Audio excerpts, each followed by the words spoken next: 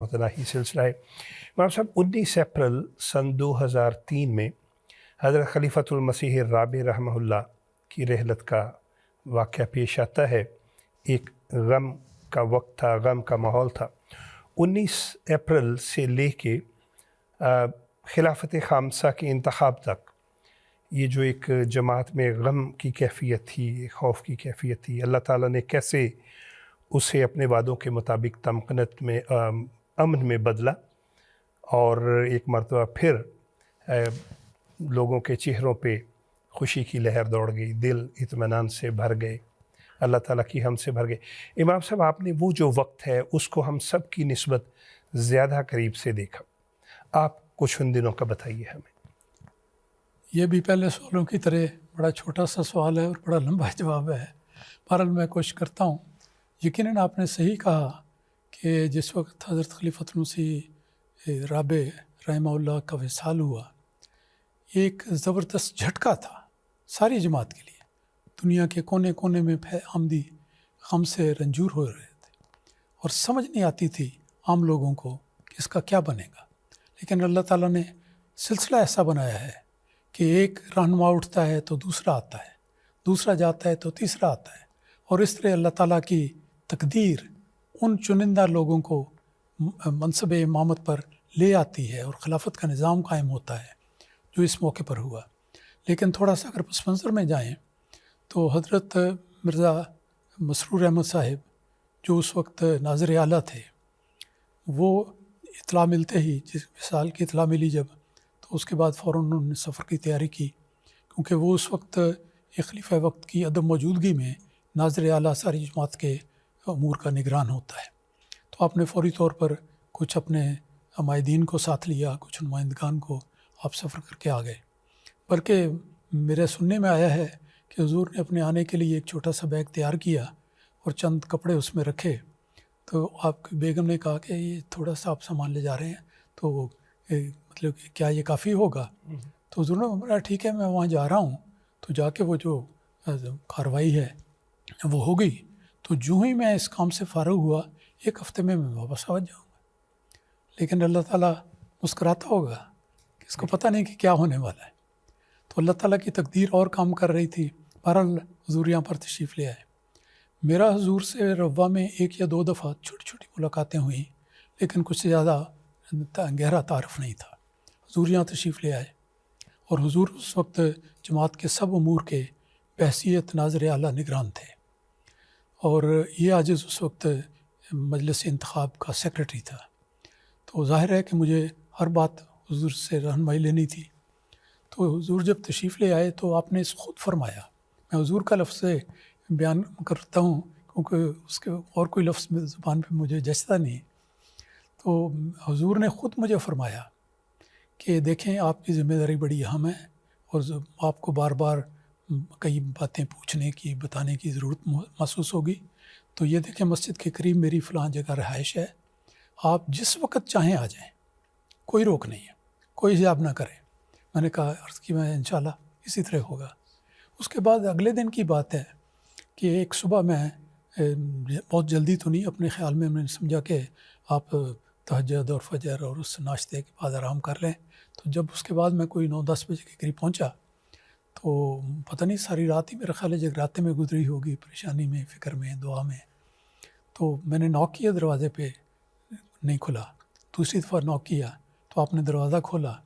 आप कमीज़ शलवार में मलबूस थे और आपकी आँखें बता रही थीं सुर्ख़ी की वजह से कि आपकी नींद पूरी नहीं हो सकी। पता नहीं किस दर्द में, किस कर्ब में और किस कैफ़ियत में आपने रात बसर की। तो आपने फ़ौरन फरमाया बड़ी खुश दिली से, मुस्कुराहट से कि हाँ हाँ, आ जाइए। तो मैं हुज़ूर के सामने बैठ गया दूसरी चारपाई पे। तो फरमाया आपने कि अच्छा बताएं क्या बात है। मैंने वो जो 2-3 बातें थी वो मैंने पूछी। तो आपने बड़ी तसल्ली से, बड़ी इत्मीनान से, मोहब्बत से सब बातों की वजाहत की, और उसके बाद मैं छुट्टी लेके आपसे इजाज़त लेके आ गया। तो लेकिन फिर मैंने सोचा कि आइंदा ये ना किया जाए कि मैं ख़ुद वहाँ जाऊँ, बार बार आपके आराम में खलल ना हो। तो अगले दिन हुआ, एक ज़रूरी ख़त था, तो मैंने वो ख़त किसी लिफाफे में बंद करके एक खादिम को दिया कि वो जाके दे आए आपको। तो दे गया।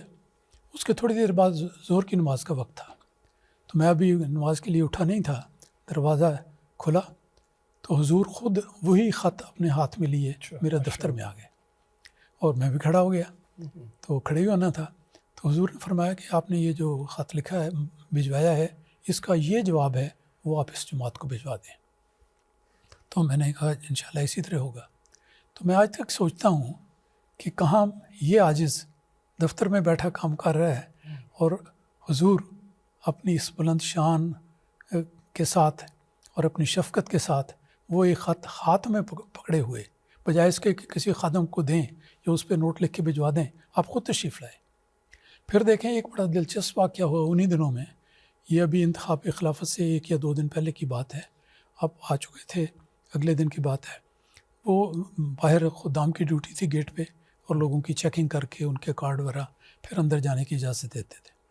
حضور جب اندر جانے لگے تو ایک خادم تھا، وہ آپ کو نہیں پہچانتا تھا، کیونکہ اکثر لوگ تو جانتے ہی نہیں تھے، تعارف نہیں تھا، تو اس خادم نے آپ کو روک لیا، تو آپ نے کوئی اس پر ناراضگی کا اظہار نہیں کیا، بلکہ رک گئے، اور اتنی دیر میں اتفاق سے میرے بڑے بھائی مرحوم عطاء الکریم صاحب شاہد وہ وہاں پہ تھے، انہوں نے جا کے خادم کو بتایا کہ یہ تو ناظر اعلیٰ ہیں، تو ناظر اعلیٰ ہیں، آپ ان کو روک رہے ہیں، ان کو اجازت دیں۔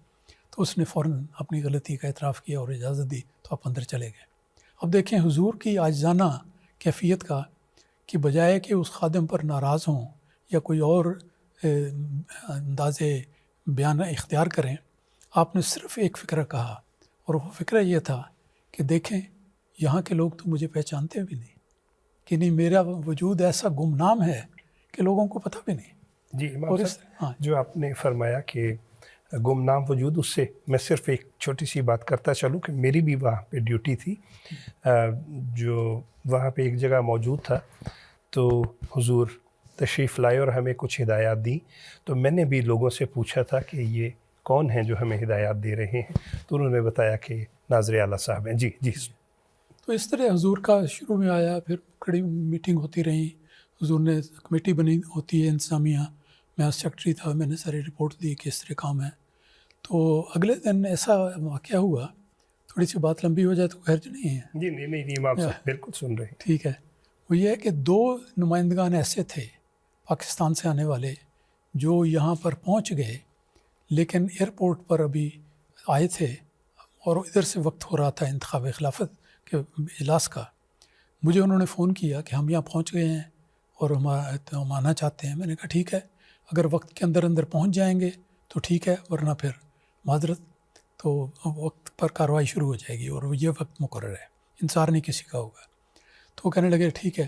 تو بات مختصر کرتے ہوئے میں بتاتا ہوں کہ حضور اس وقت تشریف لے آئے اس انتخاب کے اجلاس سے پہلے، تو باہر کھڑے تھے، باہر ہم نے شناخت کرنے کے لیے 2 نمائندگان، ایک یورپ سے اور ایک پاکستان سے رکھا تاکہ صحیح آدمی کی شناخت ہو۔ تو حضور وہاں کھڑے تھے، ان 2 آدمیوں کے جو ایئرپورٹ پر تھے کارڈ بنا لیے گئے، میں نے دستخط کر دیے، اب ناظر اعلیٰ صاحب کے دستخط ہونے تھے، تو وہ کارڈ میرے پاس تھے۔ آپ مسجد کے سامنے ٹہل رہے تھے، اور یہ اس انتظار میں کہ یہ لوگ آ جائیں تو وہ دستخط کریں اور وہ اندر چلے جائیں۔ الحمدللہ قصہ مختصر کہ وہ آ گئے، اندر آئے، حضور نے دستخط کیے، وہ اندر چلے گئے۔ اور مسجد میں داخل ہونے کے بعد ساری مسجد بھر گئی، چھوٹی سی مسجد ہے، بیٹھ کے لوگ، تو سب سے آخر میں جو وجود داخل ہوا وہ حضور کا وجود تھا۔ سبحان۔ حضور بالکل آخر میں داخل ہوئے، اور پھر اس کے بعد مسجد کی چابی میری جیب میں تھی، میں نے مسجد کو لاک کر دیا اور بند۔ تو اس سب باقی کارروائی بصیغ راز اس مسجد میں ہوئی۔ تو حضور اندر جا کے، جو اندر ایک کیبن سا بنا ہوا ہے داخلے کے بعد، اس کے ساتھ ٹیک لگا کے وہاں پہ بیٹھ گئے، جو گویا سب حاضرین سے پیچھے تھا۔ اور پھر کارروائی ہوئی، اس کی لمبی تفصیل ہے اور اس کے ذکر کا یہ موقع نہیں، لیکن جو کچھ ہوا اس کے بعد ویڈیو تو نہیں بنی، لیکن آڈیو دنیا نے سنی۔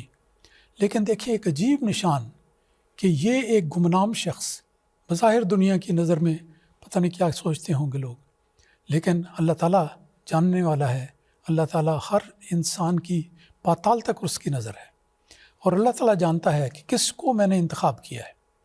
اس وقت میں ایک میاں بیوی کا میں واقعہ سنا دیتا ہوں، بڑا ایمان افروز ہے۔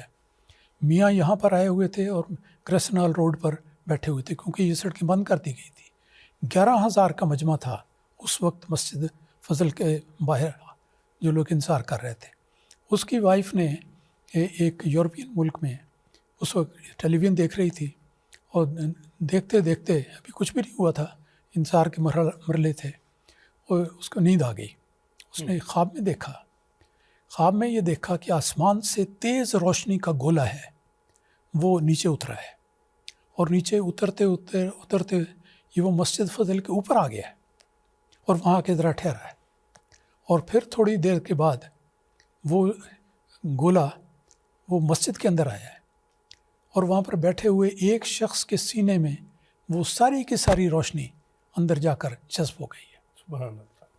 اور اس عورت کو بتایا گیا کہ اس شخص کا نام مرزا مسرور احمد ہے. وہ عورت خواب سے اٹھی بڑی پریشان کہ یہ نام تو میں نے سنا ہی نہیں، مجھے پتہ ہی نہیں کون ہے، تو یہ کیا سنا. فوراً اپنے خامند کو فون کیا. وہ سڑک پر تھے، یہ گریسن ہال روڈ پہ. اس نے خامند نے سنا اور اس نے کہا کہ میں بھی نہیں جانتا.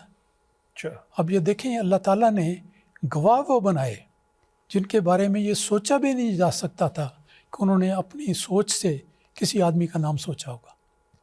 وہ نام